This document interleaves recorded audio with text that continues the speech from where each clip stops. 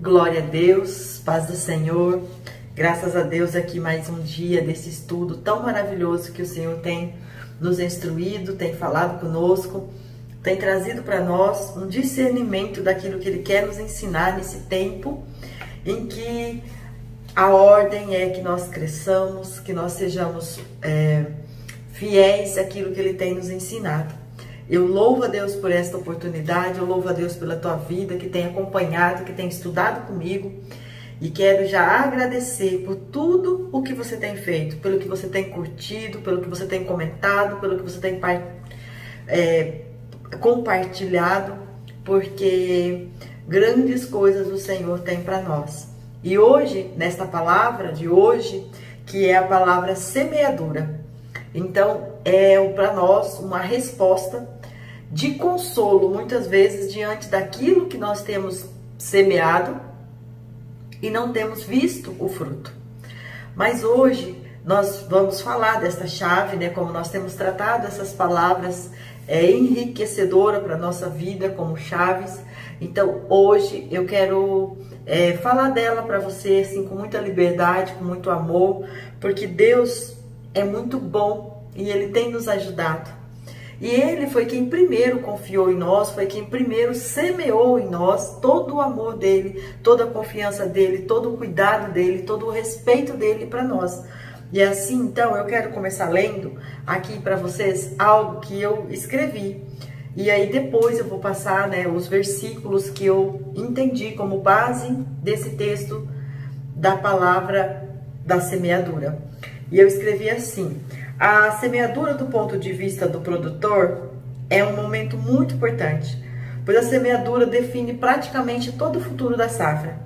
Na maioria dos casos, antes mesmo da semeadura, o produtor faz um planejamento do que será plantado, onde será plantado, a quantidade, tanto em relação ao espaço quanto em relação à qualidade da semente.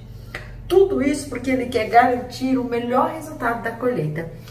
Então, veja, ele precisa de fazer tudo isso se ele quer ser bem sucedido neste plantio, nessa semeadura. Aí eu escrevi mais. Além disso, ele precisa lançar a semente na terra, confiar que ela nascerá, e não há nada que ele possa fazer para que isso aconteça, pois dependerá da ação, da germinação do solo, da umidade, da temperatura, entre tantas outras coisas. Então, veja, embora ele faça todo esse planejamento, como eu escrevi aqui, que não é só isso também, mas eu citei algumas coisas que precisa ser feito, ele vê o que ele vai plantar, onde ele vai plantar, como ele vai plantar, o quanto ele vai plantar, quando, né, as datas corretas, ele confere tudo isso. Então ele adquire esses insumos, ele vai lá e ele executa, e ele tem uma ação. Só que essa ação, ela não é o suficiente para definir ainda. Por quê? Porque ele depende de alguma coisa que agora não está mais nas mãos dele. Porque, embora ele tenha escolhido o melhor solo, embora ele tenha escolhido o melhor tempo, embora ele tenha escolhido a melhor semente, quem vai garantir que essa semente germine, aí não tem nada mais a ver com o produtor, não tem nada mais a ver com o semeador. Mas tem a ver, sim, com outras coisas, e que aí depende da vontade de Deus. Por exemplo, a umidade do solo. Se ele depende da chuva, e a chuva não somos nós, não depende da ação humana, como é que vai acontecer? Por mais que existe tecnologias para isso, mas nós estamos falando de uma situação natural, de um plantio natural. Então, o que é que vai acontecer aqui?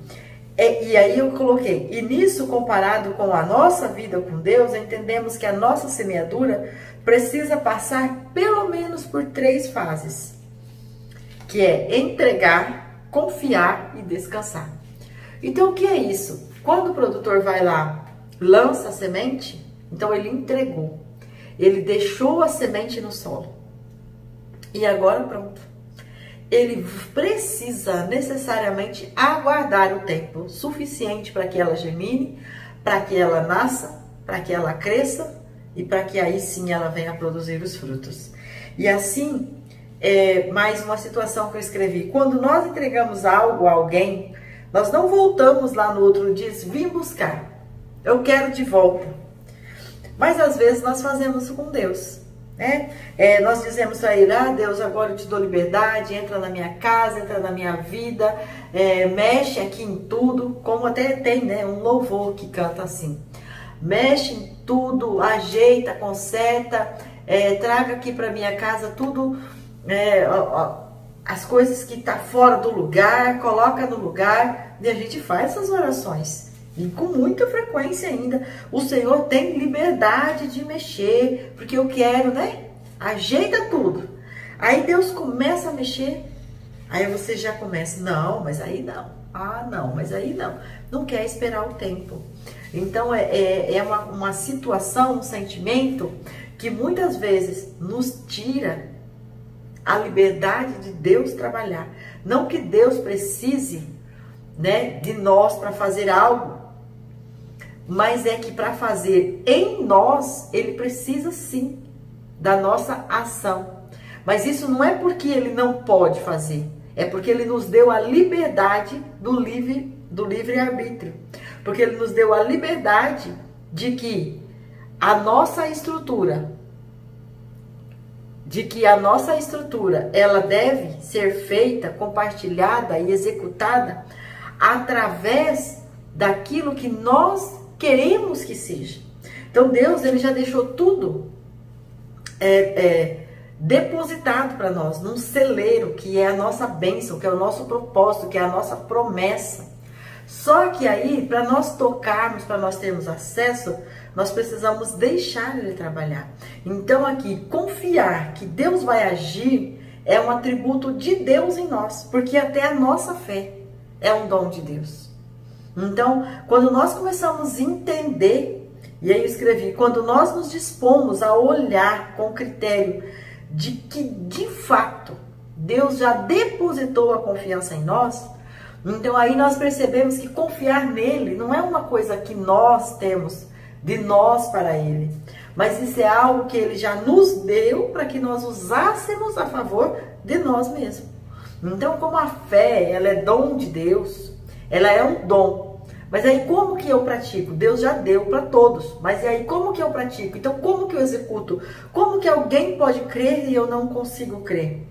E aí é que vem. A fé vem pelo ouvir a palavra de Deus. Ela vem pelo querer, pela busca do conhecimento. Por isso que nós já estudamos a chave do conhecimento. Porque você precisa querer. É uma decisão. Por isso que nós já falamos lá que a fidelidade é uma atitude, que não é uma questão assim que Deus vai entrar e vai fazer tudo em você. Deus está pronto para fazer tudo em você, mas é através de você, não é através do outro, ou não é por Ele mesmo, porque o que Ele podia fazer por Ele mesmo, Ele já fez, que Ele já pagou o preço alto por nós, já nos deu gratuitamente um amor que nós não conseguimos mensurar, um amor que nós não conseguimos, quando nós olhamos um pouquinho mais profundo dentro desse amor de Deus, nós ficamos até envergonhados.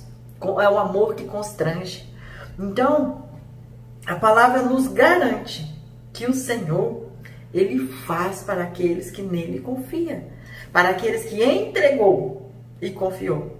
Então, Salmo 127, 2 vai dizer: inútil vos serás levantar de madrugada, repousar tarde, comer o pão das dores, pois assim dá Ele aos seus amados o sono.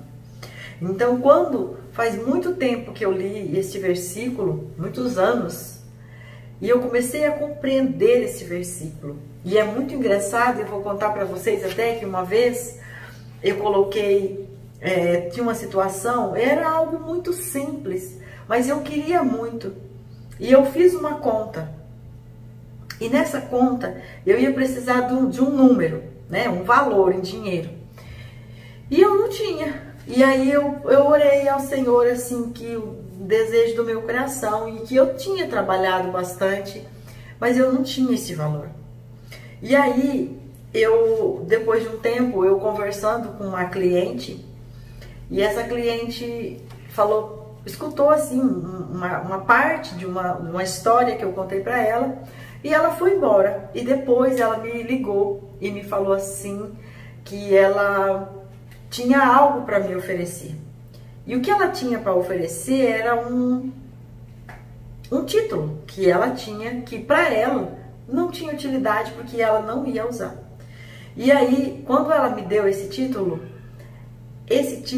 ele era assim, 5 vezes mais do que o que eu precisava. Então, do que eu tinha pensado. Então, e para mim esse título foi muito útil. Esse título, assim, satisfez a minha necessidade e de toda a minha família. E aí eu fiquei pensando, quando eu fiz, né, o que eu queria fazer, então eu postei uma foto. E eu escrevi esse versículo. E quando eu escrevi esse versículo, uma das minhas amigas fez um comentário comigo assim: ah, Deus dá enquanto você dorme, e todas aquelas madrugadas que você acorda e vai trabalhar, né? O quanto você tem trabalhado. Então, assim, você merece, né? Você tem isso porque você fez para ter. E aí eu tive a oportunidade de chamar ela para conversar e explicar para ela o que eu estava dizendo que Deus tinha dado com as minhas próprias mãos. Eu teria ido a 1/5 daquele valor. Mas como Deus queria me mostrar que Ele dá enquanto dorme. Mas isso não é enquanto dorme. Não é enquanto dorme no sentido de deitar na cama e tirar um sono, um cochilo. Isso é que quando você confia, aquilo que a tua mão pode alcançar, que é assim, muito curto, um espaço muito curto, ela vai. Mas dali para frente, Deus pode alongar isso numa distância, numa longevidade muito maior do que até onde as suas mãos podem ir. Então eu fiquei assim, mas muito, muito feliz com aquilo. E assim, eu pude compartilhar. E aí ela entendeu a conta, porque ela também, né, como eu, tem assim uma profissão que é muito estrategista e que existe e que sabe fazer muitas contas. Então, quando ela fez essas contas, ela falou assim: realmente, amiga, o Senhor Deus foi bondoso com você, porque se você precisava e tinha orado e tinha calculado sobre X, e ainda assim você não tinha esse X valor, e o Senhor trouxe numa extensão tão maior para você, de uma forma tão inesperada, e de uma forma assim, com caráter, entre a diferença do valor que eu tinha calculado para o valor que eu recebi, foi um caráter assim, de gratuito mesmo. Foi uma bondade de uma forma sobrenatural de Deus sobre a minha vida. E isso não é só de valor financeiro. Quando a gente fala da semeadura, ela vai muito além. Porque aqui, quando a gente lê Marcos 3:39, Marcos 4, 3 ao 9, vai dizer assim: eis que saiu o semeador a semear, e aconteceu que, semeando ele, uma parte da semente caiu junto ao caminho. E vieram as aves do céu e as comeram, e a outra caiu sobre pedregais, onde não havia muita terra, e nasceu logo. Mas não tinha terra profunda, mas saindo o sol queimou-se, e porque não tinha raiz, secou-se. E outra caiu entre espinhos, e crescendo os espinhos, a sufocaram e não deu fruto. E outra caiu em boa terra e deu fruto, que vingou e cresceu. E um produziu 30, outro 60 e outro 100. E disse-lhe: quem tem ouvidos para ouvir, ouça. Então, o Evangelho de Marcos está trazendo aqui essa parábola que Jesus falava com seus discípulos enquanto ele ensinava. E o que eu aprendo aqui? Porque quando nós, seres humanos, pensamos em fazer qualquer coisa que caracteriza que nós estamos lançando mão de algo, entregando algo para alguém, nós temos no nosso íntimo um sentimento de retorno, que nós queremos esse retorno. E isso, de uma certa maneira, é natural. Mas o que acontece aqui quando nós estamos falando em relação a fazer ou não fazer, semear ou não semear, pegando do ponto de vista que essa chave da semeadura vai dizer para você que você deve semear em outras pessoas, que você deve confiar em outras pessoas, que você deve confiar que o retorno, que a colheita virá para você. A diferença disso é o foco. Porque veja, quando você olha que ele semeou numa terra que no meio das pedras, ela nasceu. Só que logo ela queimou. Ela não tinha profundidade. Ela não conseguiu encontrar os nutrientes que ela precisava para dar sequência. A outra, que caiu e no meio veio os espinhos, ela também não conseguiu. Então veja, se esse semeador começa a esperar daquela semente que ele lançou na pedra e dizendo, olha semente, você tem a responsabilidade de me dar fruto, porque afinal de contas, eu te selecionei, eu te trouxe até aqui e eu te coloquei no solo. Você precisa corresponder com a minha expectativa em relação a você. Essa semente, ela não tinha condições de fazer isso. Por quê? Porque o solo não era o suficiente para isso. Então, esse semeador, se ele focasse nisso, e se ele focar nisso, ele vai ter uma frustração da expectativa dele acerca daquela semente. Quando ele lançou a outra que nasceu, que veio bonita, e quando os espinhos veio, e que aquela planta já não era tão forte para sufocar os espinhos, mas ela se deixou, se permitiu, ou não teve força o suficiente, e ela foi sufocada. Então ele poderia ter chegado lá e dito, semente ou planta, como que você me frustra desse jeito? Como que você age dessa maneira? Por que que você desfaleceu? Por que que você deixou os espinhos consumir você? E ali também ia ter uma frustração muito grande.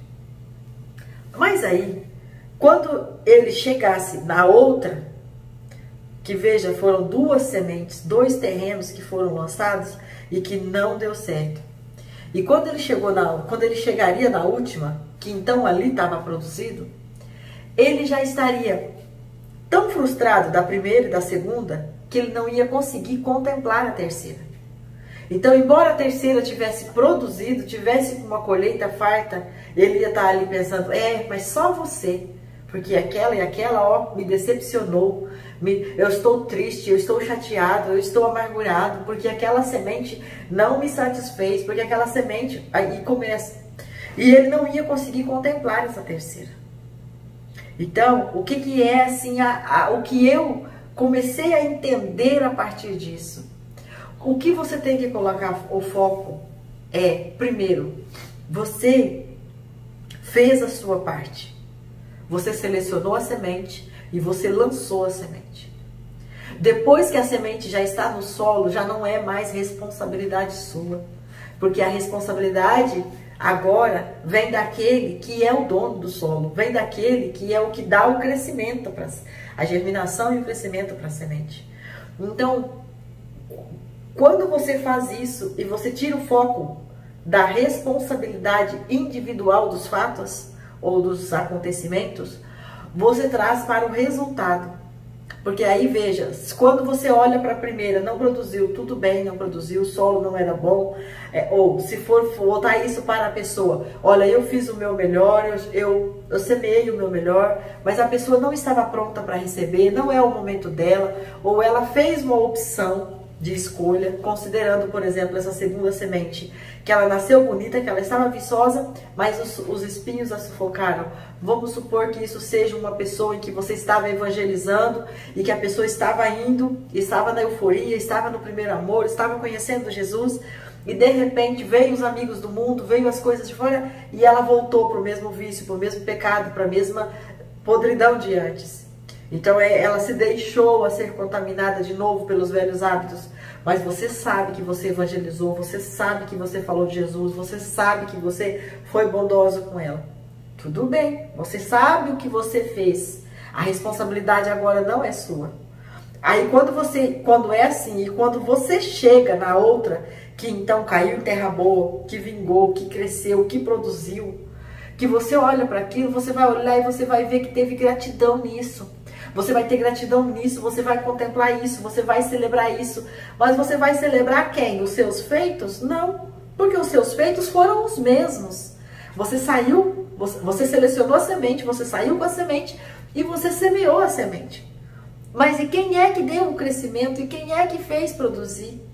E quem é que fez crescer foi Deus. Então a glória, a vitória, o engrandecimento, a exaltação é para Deus. Só que aí, o que é que você ganha com isso? Então, você pode me perguntar, mas irmão, o que eu ganho com isso então? Você ganha o resultado, porque aqui a colheita, a glória é de Deus, mas a colheita é sua. Então, se a gente traz isso para a realidade do trabalho, por exemplo, da vida secular, você investe numa pessoa, um exemplo, você treina uma pessoa, você ensina uma pessoa para ela trabalhar com você, para ela ocupar um cargo com você. E quando ela está pronta, por exemplo, ou quando ela começaria a te dar resultados, ela vai embora. Mas se você não focar na pessoa e você focar em que você foi uma bênção, em ser usado para treinar alguém, para discipular alguém, para instruir alguém, e depois ela fez uma escolha e se foi, Deus pode trazer uma pessoa que outra pessoa preparou para você. Então, quando chega essa outra pessoa, os frutos dela, o resultado dela pode ser ainda melhor do que aquele que você estava treinando. Ao contrário, se você fica treinando naquele, fala, não vale a pena treinar, não vale a pena ensinar, não vale a pena discipular, não vale a pena, porque a pessoa, quando ele está quase pronto, ele vai embora, ou quando ele começaria a dar resultado, ele vai embora, porque as pessoas são falsas, porque as pessoas são covardes, porque as pessoas são traidoras, e você começar a usar isso, você sempre vai encontrar isso, porque afinal de contas, né, diz a palavra que do fruto da sua boca você comerá. Então aqui é essa parte, você não foca no que o solo, que é a base de quem recebeu o que você doou, vai dar para você de volta. Porque senão, certamente, as suas expectativas serão frustradas. Você tem que focar em quem pode fazer com que essa semente se torne uma semente que germina, que nasce, que cresce, que dá fruto. Quem pode fazer isso? E a qualidade da sua semente. A qualidade da sua semente. Porque aí o que acontece? Eu vejo algumas pessoas interpretam assim. É porque você tem que escolher o solo a qual você vai semear. E quando eu estava interpretando isso, eu entendi que, lógico que você tem que fazer escolhas, mas não é disso, para mim, a revelação do meu coração, assim, entender para minha vida, não é isso que está falando. Se você teve a oportunidade de semear na vida de alguém, semeie. Não deixe de semear falando, essa pessoa não vale a pena, porque você não sabe o que Deus quer fazer na vida daquela pessoa através da sua. Então, selecione a semente, prepare a semente e lance a semente e fale com aquele que pode germinar, com aquele que pode dar o crescimento. Senhor, estou semeando, eu estou fazendo o meu melhor, porque eu entendi que eu posso ser um canal de bênção através do Senhor para a vida dessa pessoa. E certamente o Senhor trará resultado e fará com que, porque veja, desse solo que o Senhor permitiu que germinasse, que crescesse, que era terra boa, diz que produziu 30, 60 e 100. Então veja, se a semente 1 não produziu, a semente 2 não produziu, mas a semente 3 foi capaz de produzir a 100 por 1, então é lógico que, mesmo sendo 2 que não deu certo para 1 que deu certo, o êxito, o lucro desse 1 que sobrou ainda foi maior do que se os 3 tivessem produzido, por exemplo aqui, se os 3 tivessem produzido a 30, ainda teria dado menos resultado do que só 1 que produziu a 100. Então, essa é o objetivo, o alvo, o foco, o resultado que Deus espera disso. O que o Senhor quer falar comigo através disso. O quanto o Senhor quer me usar através da minha semeadura. Então, não importa quantas pessoas que você escolhe ter o coração amargurado, amarrado, porque fez uma bondade com alguém e essa pessoa agiu com ingratidão, agiu com injustiça, e a pessoa tranca o coração, nunca mais vou ajudar alguém. Mas também não faço mais, porque uma vez, aí já passou 10 anos, 20 anos, porque eu nunca mais vou fazer. E aí às vezes Deus está falando, mas aquilo que eu permiti que aquela pessoa fosse ingrata com você, era para ensinar você, era para habilitar você para um nível maior. Eu quero te dar mais, mas eu preciso que você semeie mais, porque você precisa aumentar a sua semeadura se você quer ter aumento da sua colheita. Você precisa planejar os tipos de semente, porque você não vai conseguir semear uma semente e colher uma outra semente. Se você semear, aqui na nossa região nós conhecemos muita soja, semeou soja, vai colher soja, não tem como semear soja, colher milho ou colher arroz. Então o que você quer colher? E é isso que você tem que semear. Se você quer colher gratidão das pessoas que você semeou, você já olhou para quem semeou em você? E já perguntou para a pessoa que semeou em você se ela viu gratidão em você? Essa é forte. Eu fiz essa análise comigo. Eu olhei para a minha vida e comecei a pensar, eu espero gratidão. Eu espero gratidão. Nós vamos falar de gratidão, é uma das chaves. E aí eu digo, mas e as pessoas que semearam em mim? Será que elas veem? Será que eu dei para elas esse retorno? É um questionamento, é uma situação. Se você quer colher amor das pessoas, as pessoas que plantaram amor em você, receberam amor de volta da sua parte? E quando nós começamos a questionar isso, nós vamos começar a perceber que o nosso foco e que a nossa análise de julgamento sobre aqueles que não têm dado o retorno que nós esperamos começa a mudar. Então hoje, que o Senhor possa nos ajudar grandemente a ter entendimento do que é essa semeadura. O que é essa semeadura? Eu quero colher, mas eu tô plantando, eu sou um agente de retorno para quem plantou em mim. Eu sou um solo fértil. É um questionamento que mexeu comigo, está mexendo comigo. Eu estou analisando sobre isso na minha vida. Eu preciso olhar para dentro de mim, para o meu interior, e eu quero saber. Eu preciso encontrar respostas se eu sou um agente que dá retorno. Se eu sou um solo fértil, ou se de repente eu sou essa pedra aqui, que as pessoas vêm, semeiam em mim e começam a nascer uma semente, e na sequência já é morta, já é queimada pelo sol. Ou se eu permito que a semente nasce, começa a crescer, e depois de um tempo eu deixo essa semente ser sufocada pelos espinhos da vida, que pode ser a amargura, o descontentamento, a ingratidão, o desgosto, o falatório inútil, né? Todos esses sentimentos ruins que nós já sabemos quais são, que não devemos de maneira alguma usá-los. Então, eu quero ler aqui, eu coloquei aqui um texto que eu escrevi também. Acredito que quando Jesus ensinava, ele realmente queria que nós entendêssemos que o nosso objetivo em semear deve ser constante. No entanto, há lugares em que semearemos que não irá frutificar. Contudo, devemos continuar, porque no lugar em que for encontrado um bom solo, o resultado será tão grande que nos surpreenderá.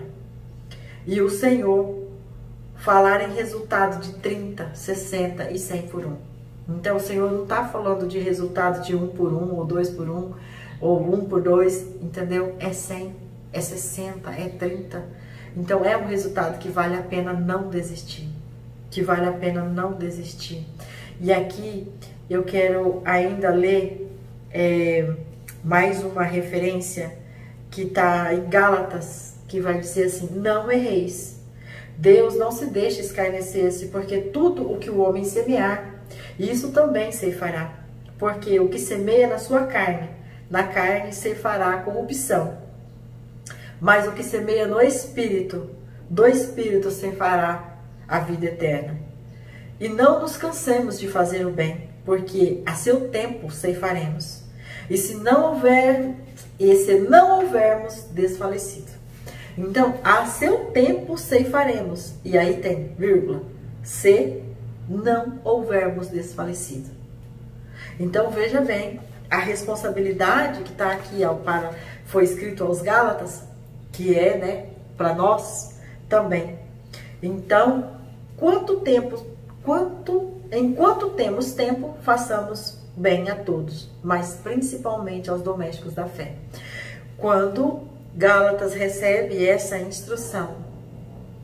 E quando nós recebemos a nossa instrução, que essa palavra está nos dizendo, qual será a nossa ação?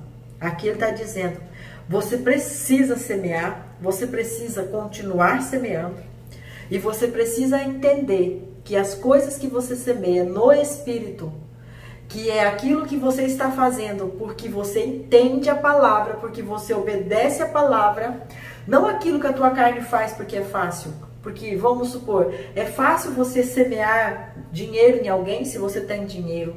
É fácil você semear, de repente, um prato de comida em alguém se você tem comida.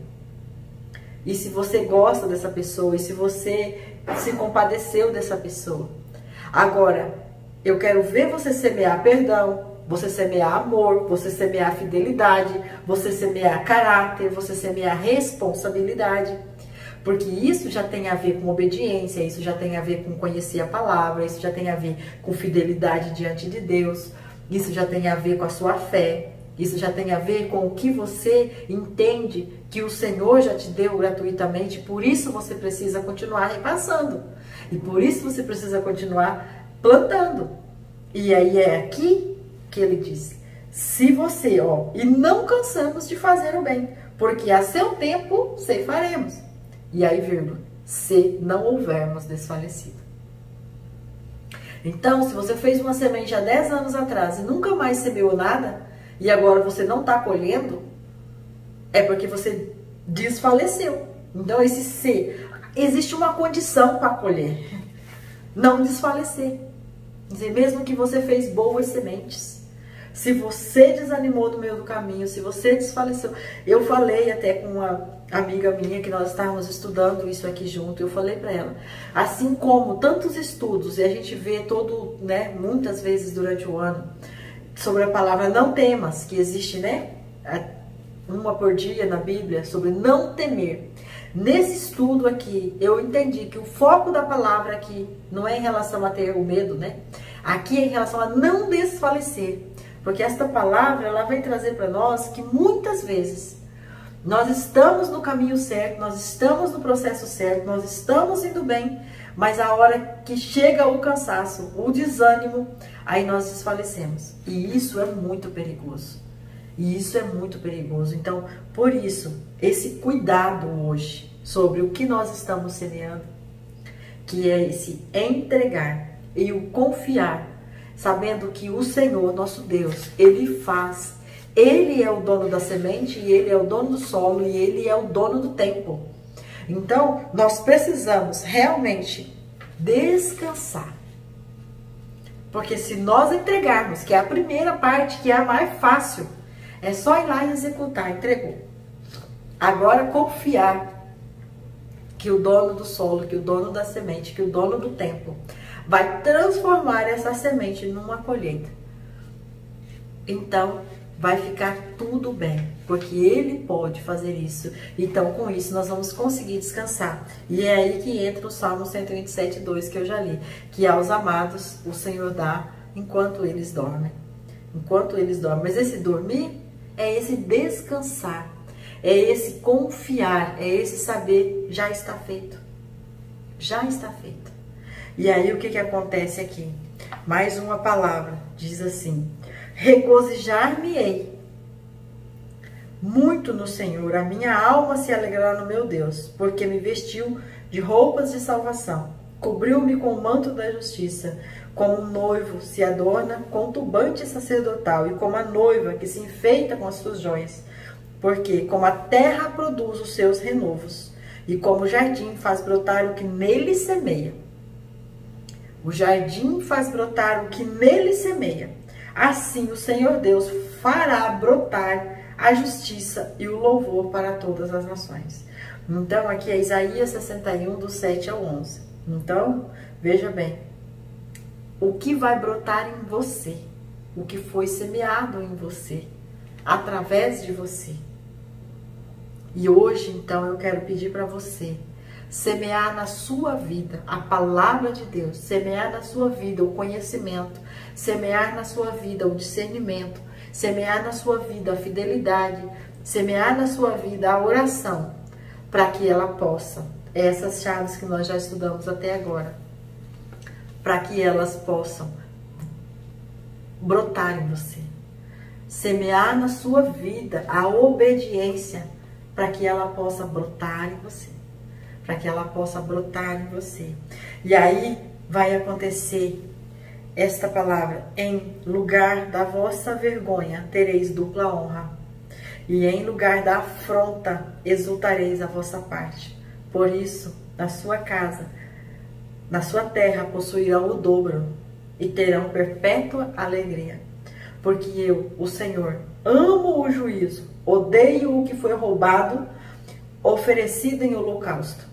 Portanto, firmarei a verdade na sua obra, quer dizer, no seu plantio, na sua semeadura, e farei uma aliança eterna, e a sua posteridade será conhecida entre os gentios, e os seus descendentes no meio dos povos.